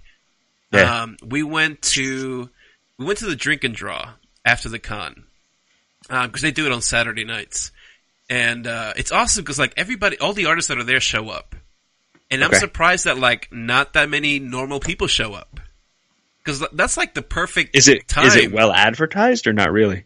I mean, like it's on the schedule. Like, how much more advertising do you need? Like, do you not look at the Yeah. schedule? Yeah. But I want to say like the room that they hold it in holds, I don't know, probably like 300 people, 400 people tops. Wow. Like it's a pretty big room, Yeah. and they've got a bunch of tables. Like each table sits like 8 or 9 people, like big round tables. And it's awesome, but like not enough just normal comic fans show up to those things. At least at this con. And it's like the perfect place because you just like go, like obviously I would always go and sit like at the Valiant table, right? Because like Venditti's local and Brian Reaver, Louis LaRosa, so Right. they're all there. Like Dinesh is there, Hunter, and then like Valiant fans. Like there'd be like 15 people at this table, like all sitting in each other's laps. But like all the artists are there because like, what are they gonna do? You know what I'm saying? Like it starts at like 7 because the con ends at like 6 or 7, and then they start the drink and draw at like 7 or 8. So you go there, like hang out for a few, support the charity, and then like go downtown and drink. So like they all show up to the drink and draw, and it's just like a bunch of artists and like, I don't know, 5 random dudes like me show up, just like hang out with people. You know what I'm saying? Yeah. It's like the perfect place. I don't know. Yeah, I met Capullo once in New York. The way that Artist Alley in New York was set up a couple years ago, the room was ridiculous because it's a Javits Center. And at the far back wall, there was one big table and like a little queue area that DC had for their signings. And you'd have to run down there and get a bracelet in order to come back later to get on, the line to get stuff. Yeah. Gail Simone's table was at the end of one of the aisles, and I had, what did I have? Maybe like a Birds of Prey trade or something like that I wanted to get signed. So I was like, I'll hang up by her table and just wait for her to show up whenever. So I'm down there, and I'm standing with my buddy and like a couple other people that work there that are trying to organize the bracelets and other stuff were by us. And we were talking to them about how nuts, because people were like begging. Even after the bracelets were all gone for whatever signings there were for the day, people like almost on their hands and knees begging for bracelets. And they're like, we don't have any. So we're talking to them and we're like, how nuts does it get here? And they're like, oh, it's pretty crazy. And then this other guy, just this dude, sunglasses, baseball cap, is just standing there talking. And it was supposed to be, Snyder and Capullo were supposed to be signing in maybe the next half hour. And yeah, he's talking, he goes, yeah, some of these people are nuts. They all just like, they're just show up with like a billion things. And like, I turn and I look and I like nudge my friend and I'm like, I'm pretty sure this is Greg Capullo here. And he goes, what? I'm like, yeah. And it's just him hanging out, talking with us, just like about the lines and the, how crazy people get to try and get on the lines. Mm-hmm. And that, people leave the front of the line and people will be begging them, can I have the bracelet so I can go on the back of the line? Oh my God. Yeah, see, I don't know if it would work that well at a bigger con like New York Comic Con or San Diego. Well, you know what? Maybe San Diego might be okay. Like even New York, if you go to the right spots, right? Because New York, obviously, and San Diego, and like C2E2 in Chicago and all that, they're much bigger cities than freaking Greenville, South Carolina. Really? But I thought it was comparative to New York. Come on now. So, but you could fit your whole city in the Javits Center. Maybe. I'm trying to think. The last time I checked, like Greenville's, like the city of Greenville had like 65,000 people. Oh yeah, because there's like 120 something thousand at the Javits. Yeah, for see, there you go. Saturday. So yeah. We could fit 2 Greenvilles in a Javits Center. But that's why the fire marshal doesn't shut down all the conventions. You know what I'm saying? Yeah. So. Yep. But yeah, so we went to the drink and draw, and Capullo, like all right. Last year it wasn't this way. There were less people. But 2 years ago, we had like a Valiant Comics meetup at the drink and draw. And so for the drink and draw, did like the artists draw stuff for people, or it's just like everyone just screwing around? No, like whoever wants to show up can draw. Like if you're an artist, like that's cool. If you're just like a bum off the street that just like wants to hang out and you want to draw, like that's cool. Huh. And you just submit it, and then like they have all these tables set up on one end, and like they do like a bidding thing, and you just pay whatever you want for the sketches. Yeah, it's awesome. But so 2 years ago, we ended up not even going into the drink and draw. We all hung out at the in the lobby of the Hilton in downtown, and because that's where the drink and draw is. And so we're all hanging out in the lobby. And here comes like Greg. It was the first time Capullo had been to SC Comic Con. I think our con's like 5 years old, maybe 6 years old, so it's fairly new. But it's gotten really big. I mean, like for a city of like 65,000 people, I think last year they broke the record. It was like almost 20,000 people showed up to the convention. And like granted, it's people from like a bunch of places, right? Because we're not far from like Atlanta or Charlotte or big cities like that.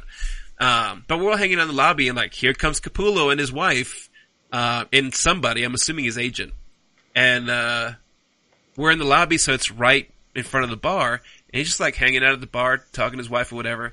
And I got him a beer, and I talked to him for like 2 minutes, and like he was totally cool. But at the con, I couldn't do that because, dude, at the convention, he had a freaking line all day long. Yep. You know what I'm saying? So there's no way. And that same night, I ended up buying Neil Adams a beer. Matter of fact, there's a picture. Did he charge you $40 for it? No, that was the cool thing. Because if you ever go to a convention and Neil Adams is there, it's always the joke where like if you look at him, you get charged like $20. Yeah, I wanted to get his signature on the Valiant Vision cover. Oh God! Because he did that, and when I brought it to the convention, it was the year I brought it. It was $30 for a signature. Yikes! And I was like, you know what? It would be really cool to have, but like a joke is not worth $30 on a signature when there's way more things I'd rather get. Well, it's funny that you say that because that year Venditti had his kids with him, and like he's selling his stuff, but his kids are there and they're selling buttons.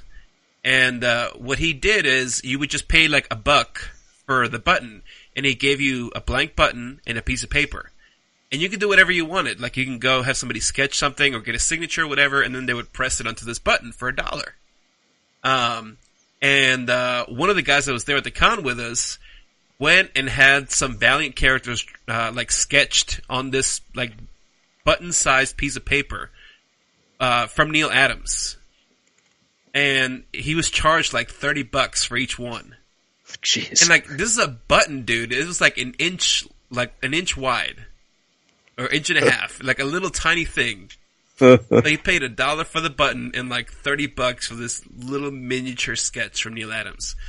But no, he was cool as shit, dude. Like we showed up, we're hanging out, and we look over, and Dinesh had come by.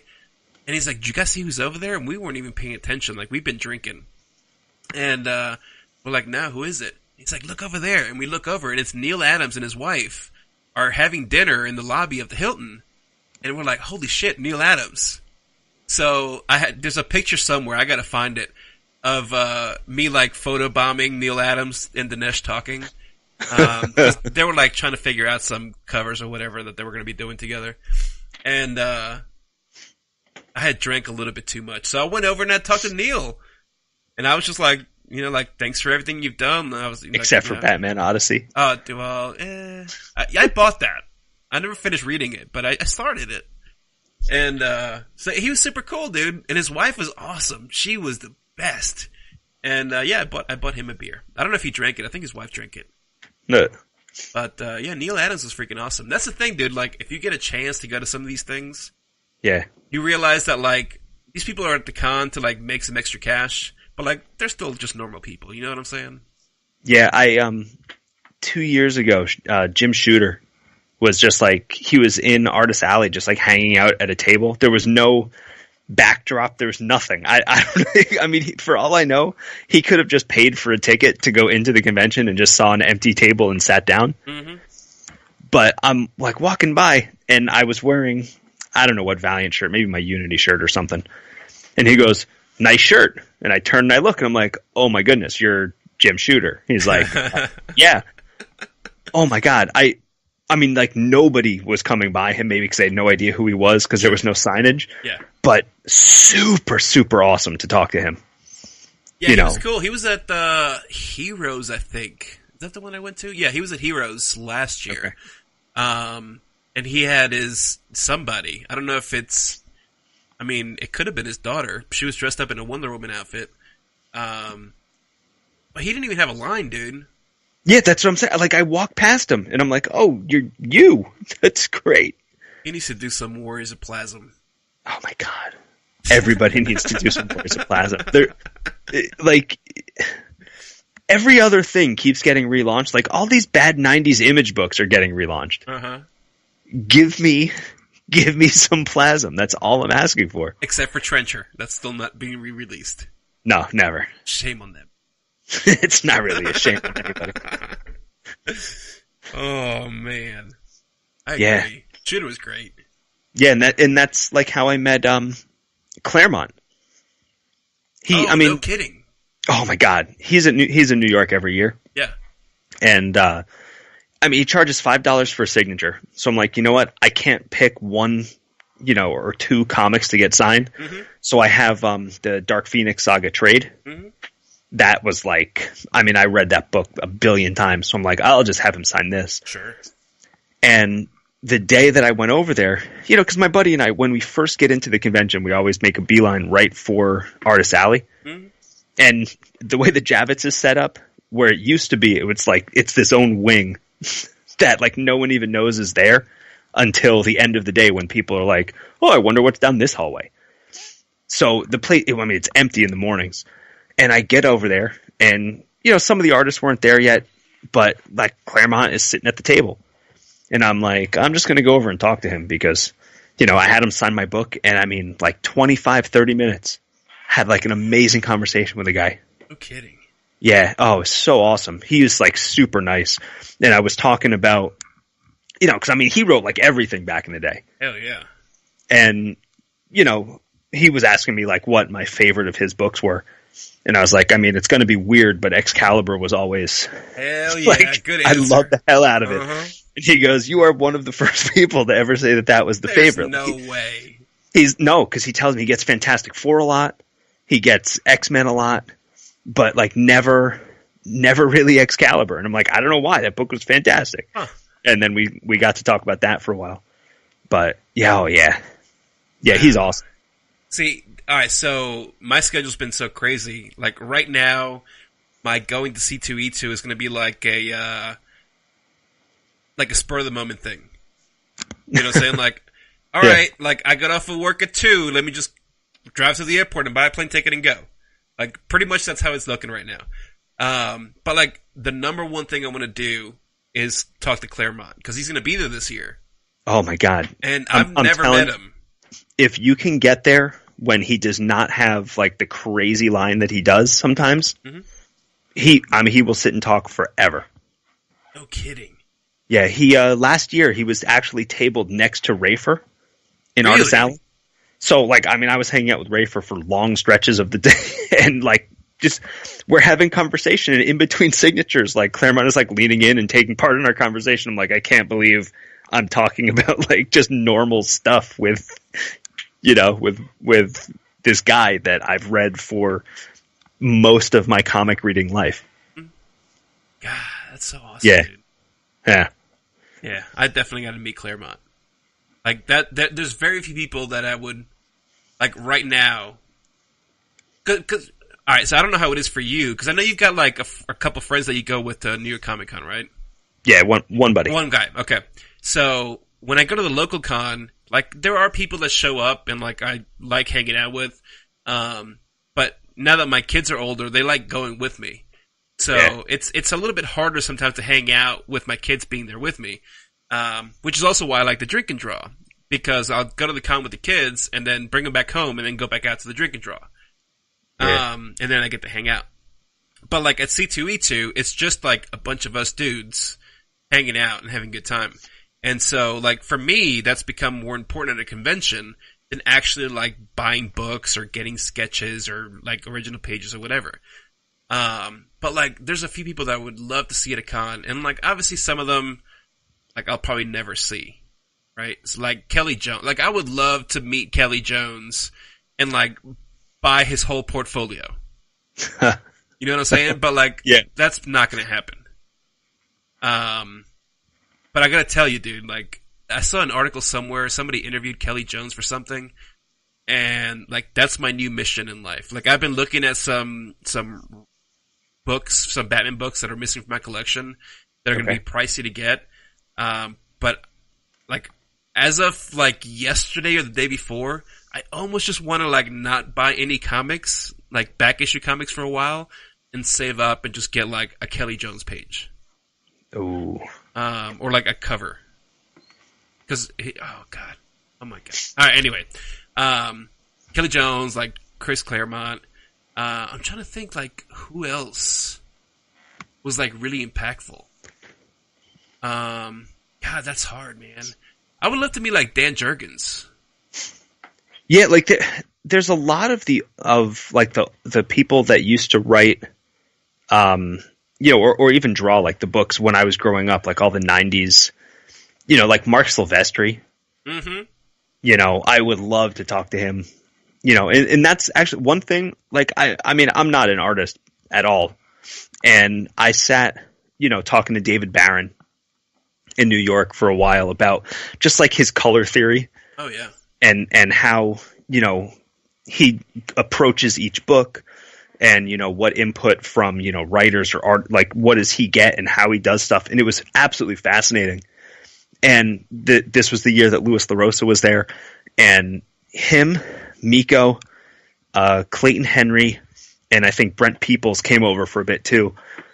The four of them, they were at Lewis's table and they're like flipping through his sketchbooks, and they're like, oh man, the eyes in this character, like, how did you do that? And they're like just talking about how they approach drawing things. Mm-hmm. And I'm just like standing there dumbfounded. And they're like, oh, sorry, did you want to talk to... I'm like, no, you guys talk. Keep talking. I'm just listening. Like, don't... you do your thing. Yeah, no kidding. And Paulo Rivera came over and joined in, and I'm like sitting there, I'm like, these are like some amazing artists, all like looking at stuff. And then they all just started like sketching on a piece of paper, like trying to do the way the expression was. Mm-hmm. And I'm like, I was really hoping that they would just like throw it out or something so I can grab it from the garbage and be like, oh my God, I have, a jam piece of facial expressions by, all these people. But I don't know whatever happened to the paper. But yeah, it's just like, that's, for me now, that's the one thing that I really like about the convention. Yeah.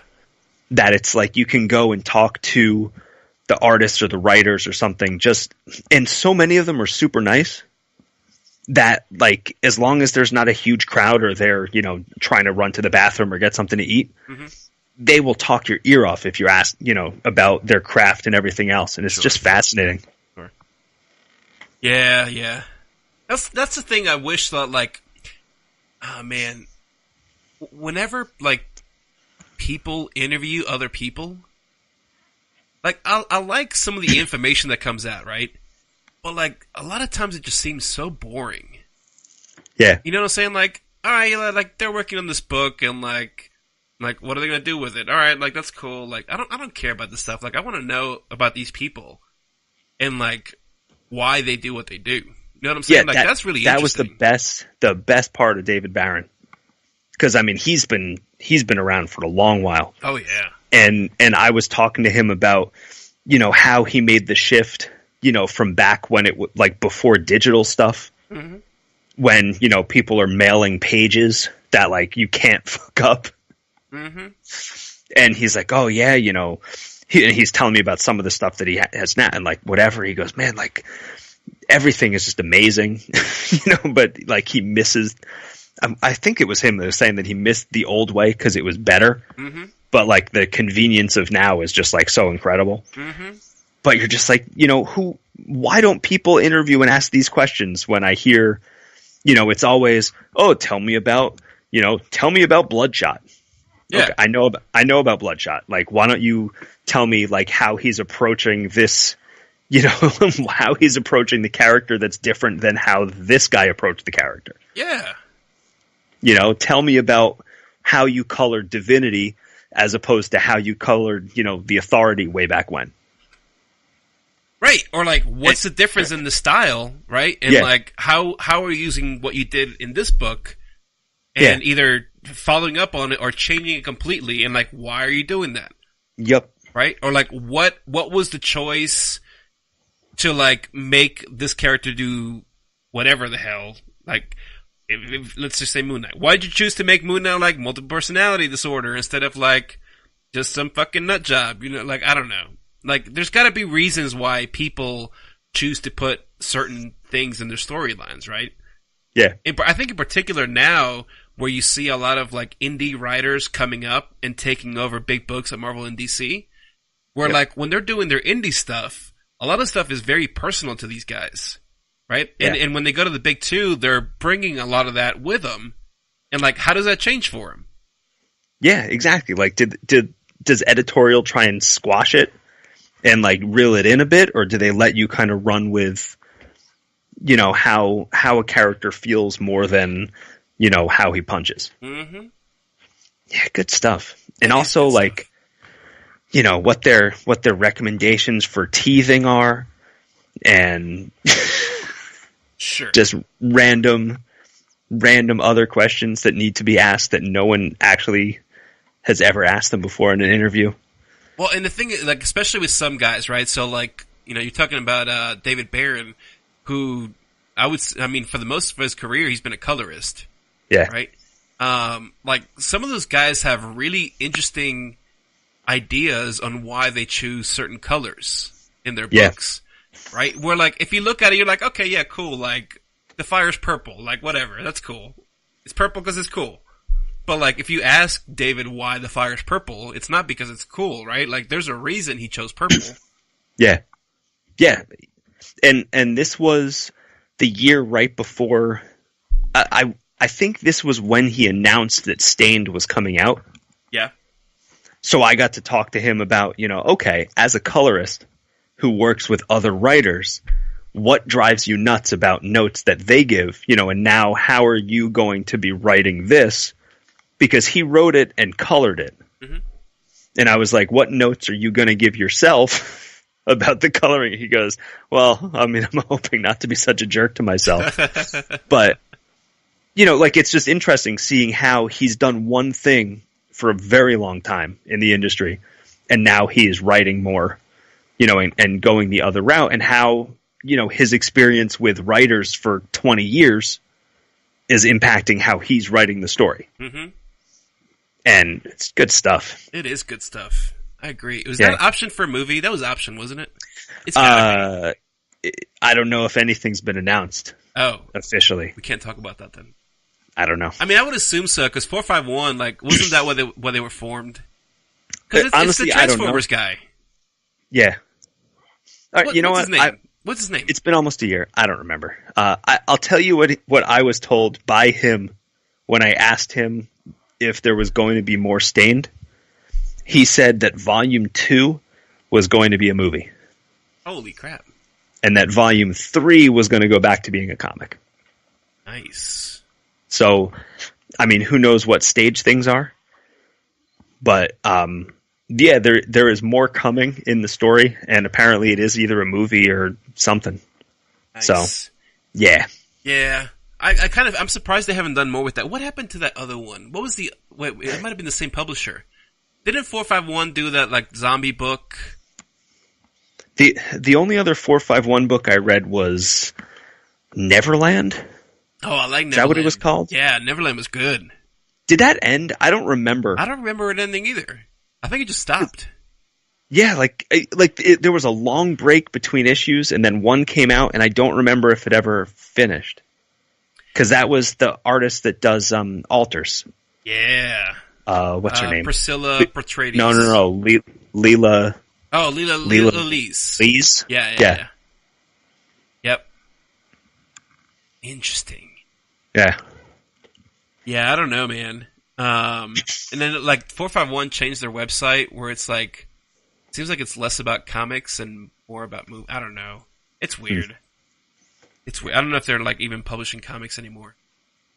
I haven't noticed anything coming out in a while, but I really don't look, so I don't know. Yeah. I should look into that. See what the deal is. Because they have some cool stuff.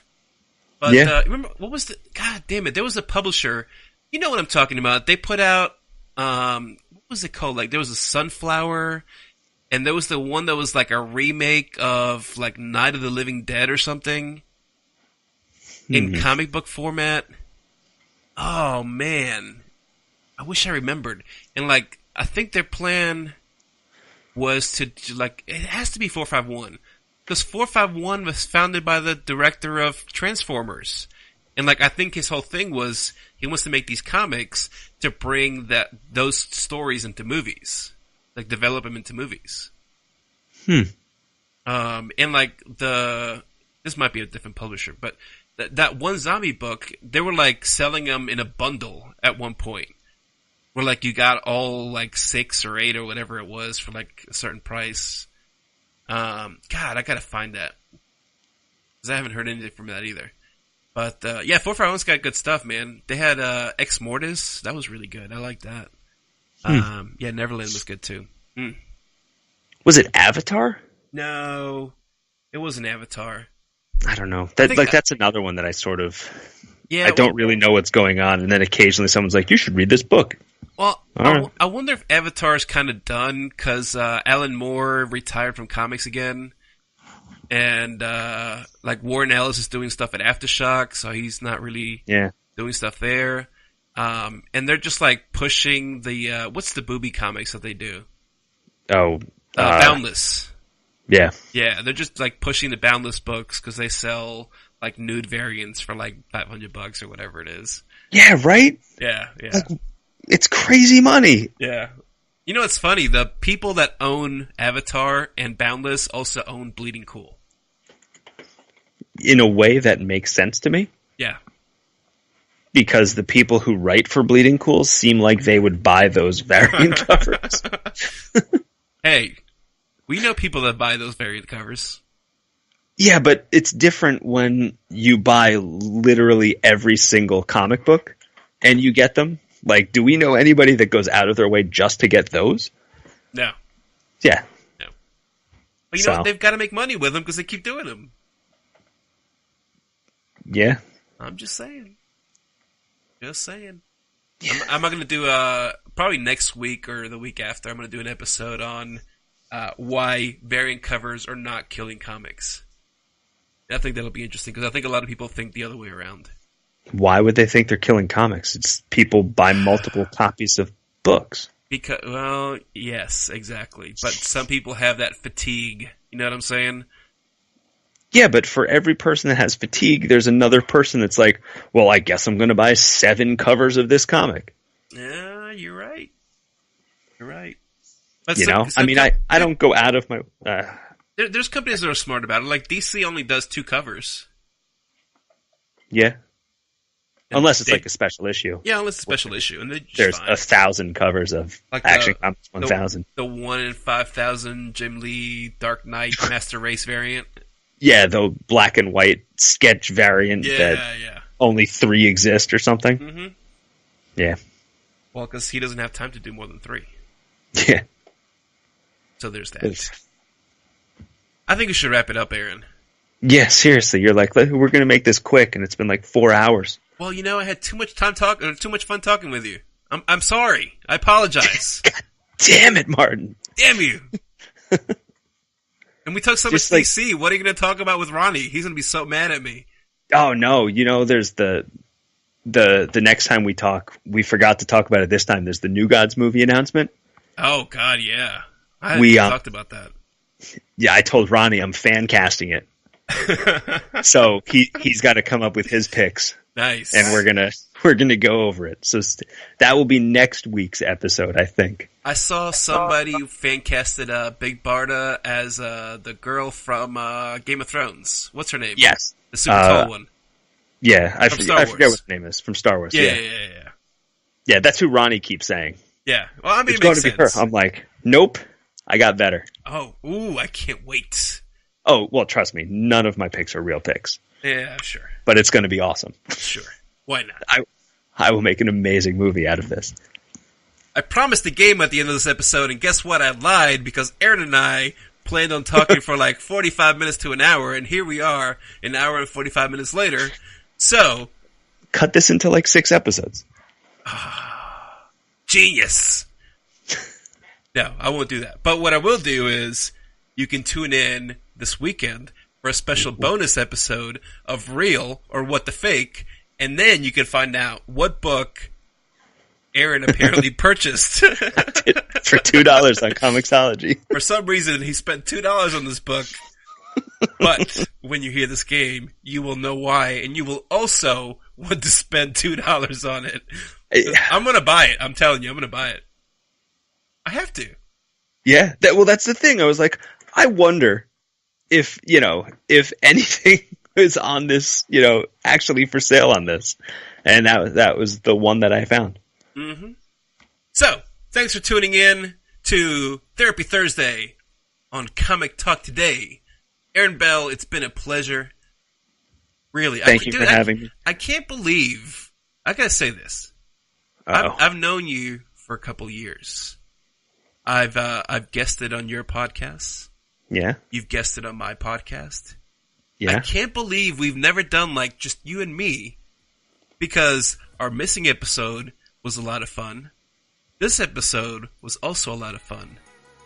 So I'm glad we're doing this. Thanks, Aaron. Oh, well, thank you for having me. It's a pleasure. Yeah. Yeah, no, definitely. It was a blast. So you can find Aaron on the Absolute DC podcast at, Yep, you can find... what is it? nerdlegion.com/podcast/Absolute DC, I think. I think that's what it is on the website. Or you could find it on Twitter at DC_absolute. You couldn't find, like, at Absolute DC? No, it was taken. What?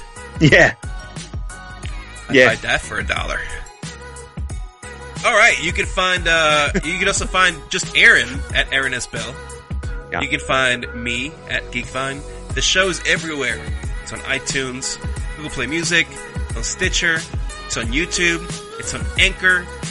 I think it's going to be on Spotify soon. That's what I hear.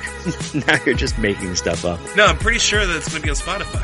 I got to check my email, but I'm pretty sure they said that. Anyways, thanks for listening. I'll catch you next time.